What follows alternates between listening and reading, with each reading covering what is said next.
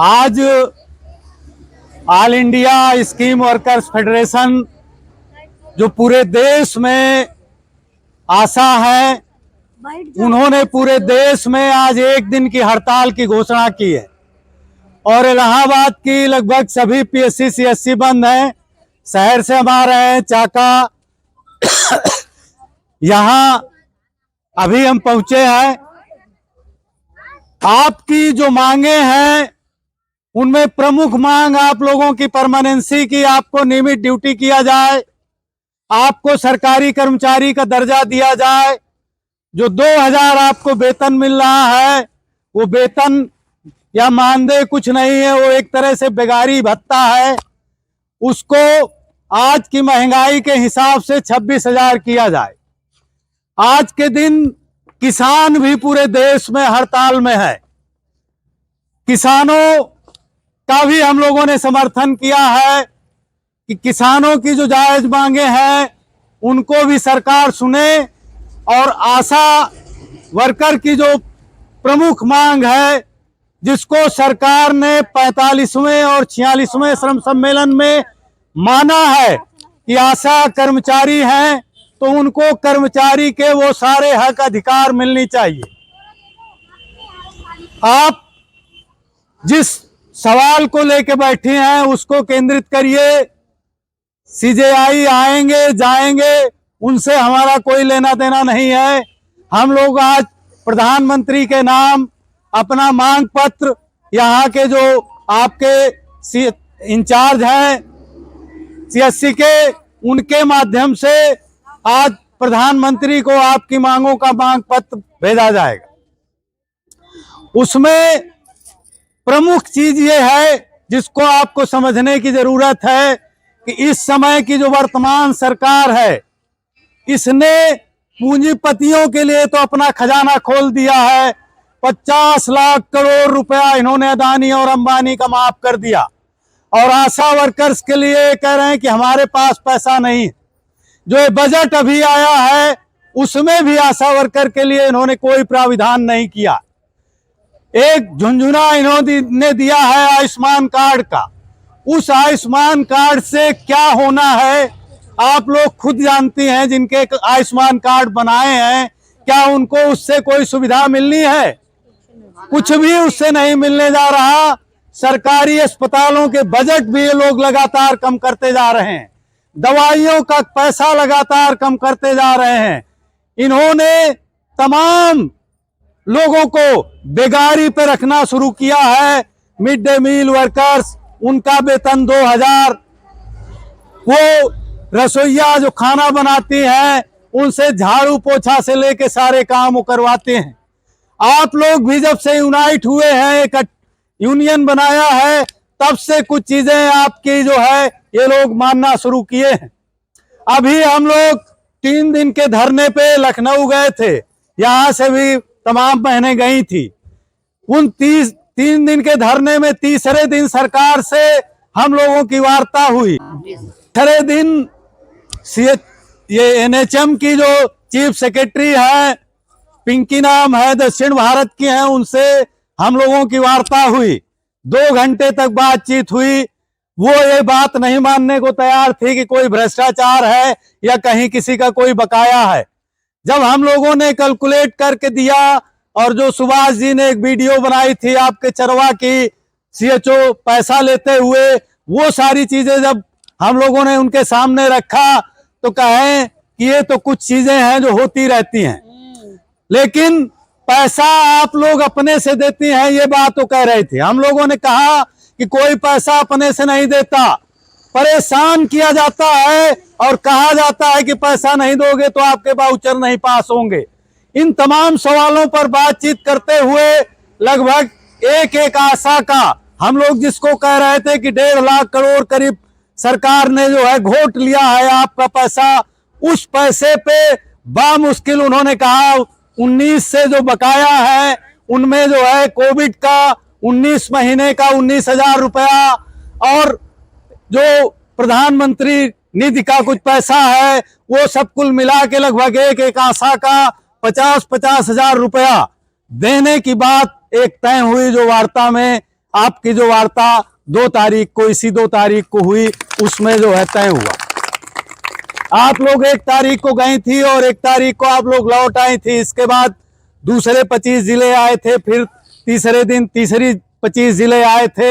हम लोग लगातार वहां थे और उस वार्ता ने जो एक चीज निकाली है, इसमें इस बात को ध्यान रखना है कि पिछली बार भी आपके धरने प्रदर्शन से 12-12 हजार रुपया कोविड का मिला था और यहाँ 2-2 हजार 3-3 हजार वसूला था यहाँ CHO और यहाँ के इंचार्जों ने। इस बार 1 पैसा नहीं देना और जो पैसा मांगता है उसका वीडियो बनाइए और उसकी शिकायत सीधे जो है मुख्यमंत्री कार्यालय को की जाएगी, NHM को की जाएगी। तमाम जो हम लोगों ने शिकायतें की, उनकी जांच की भी बात ये लोग कर रहे हैं कि उनकी जांच होगी। तो ये आपके जो 3 दिन का लखनऊ का धरना था, पिछला धरना जो 25 सितंबर का था, उसमें भी सरकार ने कहा था कि हम वार्ता करेंगे, लेकिन उन्होंने 25 सितंबर के धरने के बाद वार्ता नहीं की। तब हम लोगों ने ऐलान किया था, भयंकर जाड़े में ठिठुरते हुए भी आप लोगों ने 3 दिन तक लखनऊ में धरना दिया। इसके बाद इन्होंने जो है माना और बात किया यूनियन से। एक बात जो हम लोग लगातार कहते रहे हैं कि अभी तक आपके बीच में जो लोग आ रहे थे वो NGO के लोग थे, कुछ सेवा समितियां बना रखी हैं। हमारी यूनियन सरकार से रजिस्टर्ड ट्रेड यूनियन है और हम लोगों का महासंघ एक सरकार से मान्यता प्राप्त महासंघ है। हम लोगों ने पूरे देश में इस बात का ऐलान आज की तारीख में किया है। सारे सरकारी विभागों में हम लोगों ने सूचना दी है, कोई आपको इस धरने से रोक नहीं सकता, सरकार से परमिशन है, इसलिए किसी तरह के डर की बात नहीं है। पुलिस के भी लोग जो कह रहे हैं कि उनका जाना है, CJI आ रहे हैं, तो उनके रास्ते को आप खाली रखिए, तो रास्ते में हम बैठे भी नहीं हैं। हम लोग यहाँ धरना दे रहे हैं और पूरे देश में आज सुबह 10 बजे से लेकर 2 बजे तक धरने का ऐलान हमने सब PSC CSC में किया है। आज उसी के तहत यहाँ भी आप लोग बैठी हैं और इसके माध्यम से भी हम ये बताना चाहते हैं कि आज की तारीख में किसी का 2000 रुपए में महीने में खर्च चलता हो तो वो बताए कि वो 2000 रुपए महीने में खर्च चला लेगा। अगर आशा बहनें आज मांग कर रही हैं कि 2000 में दम नहीं, 21,000 से कम नहीं, तो कौन गलत बात मांग रहे हैं? कोई भी, हमारे पुलिस के साथ भी यहाँ बैठे हैं, वो खुद बताएं कि क्या 2000 में महीने में खर्च चलाया जा सकता है महीने भर का?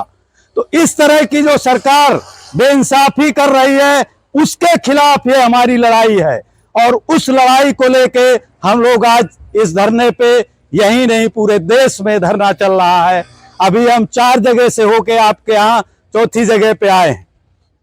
तो आपके यहाँ पत्थर गिरजाघर पे भी किसान से लेके तमाम और यूनियनें और वहां शहर की आशा वर्कर्स आपकी धरना दे रही हैं।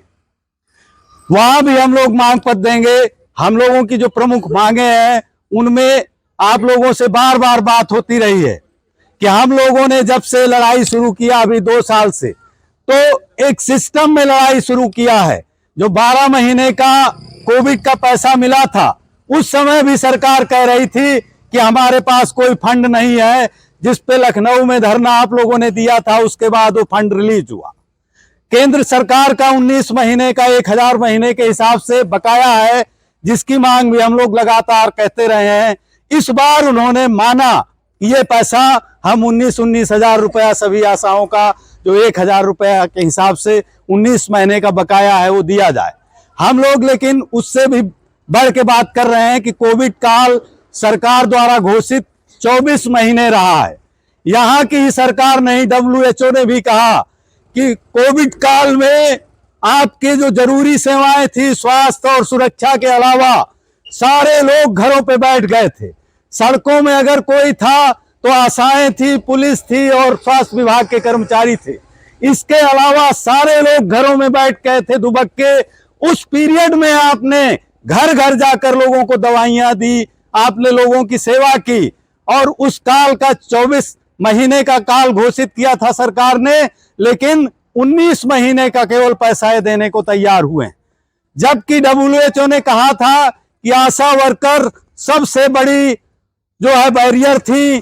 कोविड काल में सबसे ज्यादा काम किया हिंदुस्तान की आशा वर्कर्स ने किया और तमाम लोगों को मौत के मुंह से बाहर निकाला। इसके बावजूद भी ये सरकारें पैसा खाने में विश्वास करती हैं।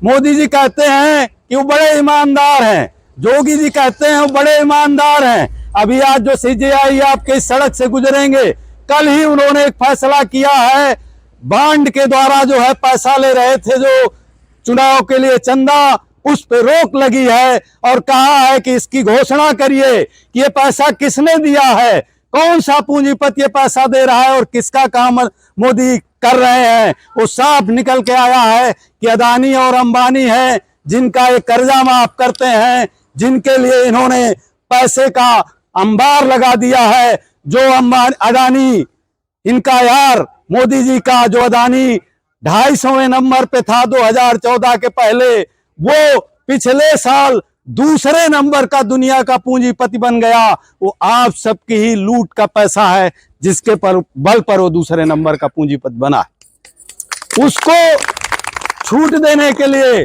उसको कर्जा माफ करने के लिए सरकार के पास पैसा है, लेकिन जो कर्मचारी आपकी ड्यूटी 2-4 घंटे की नहीं है, 24 घंटे की ड्यूटी है, अनिवार्य सेवा है।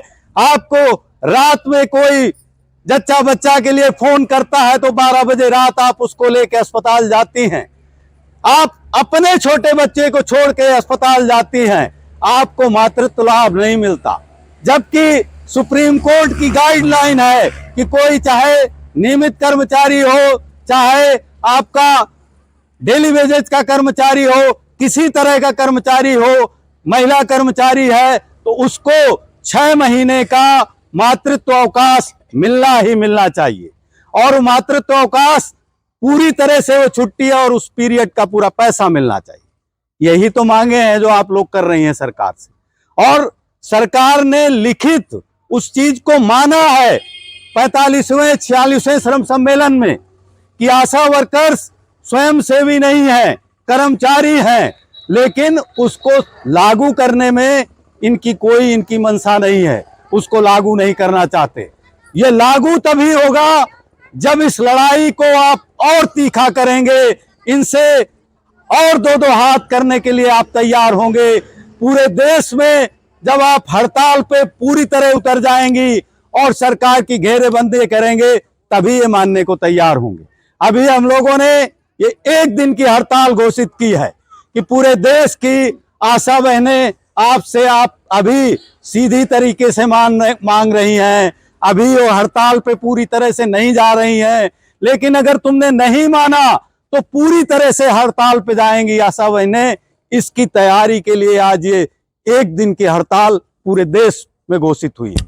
इसमें तमाम महासंघ मजदूरों के शामिल हैं, 11 महासंघ हैं, जिसमें भाजपा का महासंघ BMS है, उसने इस हड़ताल का समर्थन नहीं किया।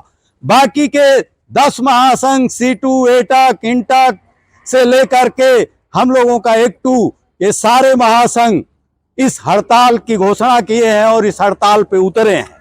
इस लड़ाई को आप जीतेंगी क्रमबद्ध तरीके से। जिस तरह से आप लड़ रही हैं, जिस तरीके से इकट्ठी हो रही हैं, एकत्र हो रही हैं, इस ताकत को थोड़ा और संगठित होइए और बढ़ाइए। ये मान के चलिए कि 24 घंटा अगर आप ड्यूटी करती हैं तो हम लोगों ने शुरू में ही कहा था कि हम लोग केवल मांग करते हैं कि आप महीने में 2 दिन यूनियन को दीजिए और 2 दिन में भी 4-6 घंटे का समय। आप अपनी इस ताकत को जिस दिन बना लेंगे तो ये सरकार घुटने टेकेगी और आपकी मांगों को मानेगी, आपकी लड़ाई आप जीतेंगी। जिस तरह से आपका सन 19 से पैसा जो पड़ा हुआ था उसको इन्होंने देने के लिए हामी भरी है, तो और भी जो चीजें हैं उनको भी हामी भरवाने का काम बहनों आपको ही करना है। वो ताकत आपको ही बनानी है और उसी के बल पे ये झुकेंगे और इनको आप झुकाएंगी। इसी के साथ मैं अपनी बात समाप्त करूंगा। इंकलाब जिंदाबाद, इंकलाब जिंदाबाद।